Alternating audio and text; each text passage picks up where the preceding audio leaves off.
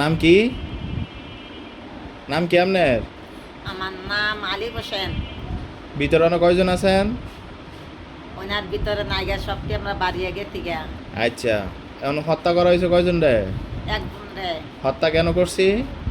অত্যাচার লুগের অত্যাচার করি দেখিয়া রুগীর অত্যাচার করছেন এই জন্য জব করি। জব করছি। বাকি আছে আর কয়জন? 5-6 জন। 6 জন। এখন চাইলে আমি আপনাদের 6 জনকে হত্যা করতে পারি। আপনাদেরকে কি শর্তে আমি মুক্তি দিতেছি বলেন? আঙ্গবিল মায়া করতেন, হুম। মায়ের কারণে আঙ্গরে আর অত্যাচার করেন নাই।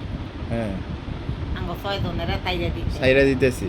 কিন্তু হ্যাঁ, আপনারা যদি আবার কখনো এই রোগীর শরীরে আসেন, আইলে আঙ্গরে আবার আপনি হেলার লাইন আঙ্গরে জব করে লাইন। বুঝা কইছেন কথা? ও হ্যাঁ, ও কথা বুঝা কইছেন? ও রোগীর দর্শন কতদিন আগে?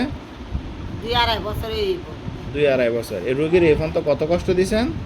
বহুত কষ্ট দিচ্ছি। টাকা পয়সা কেমন নষ্ট করছেন আগো?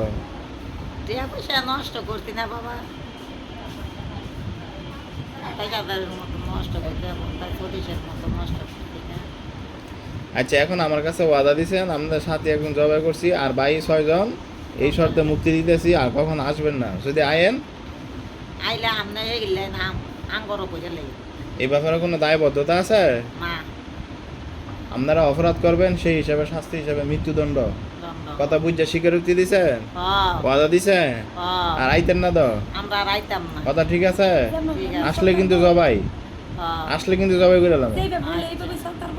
যেমন মন চাই রুগী কিন্তু এমনি চলবো, আচ্ছা। যা মন চাই রুগীর তাই করবো। হ্যাঁ, বুঝছেন কি কইছে? না, এই রুগীর হৃদয়টা তো নাম করে ধরবো করতে না। রুগীর হৃদয়টার নাম করে ধরতে রুগী এই জিনের বাসায় রাখবো আমি। হ্যাঁ বেটা, কথা বুঝছ? হ্যাঁ, যদি এই কথা মিশা হয় তাই কিন্তু ডাইরেক্ট জবাই করবো। আচ্ছা, কথা ঠিক আছে? ঠিক হ্যাঁ। আছে।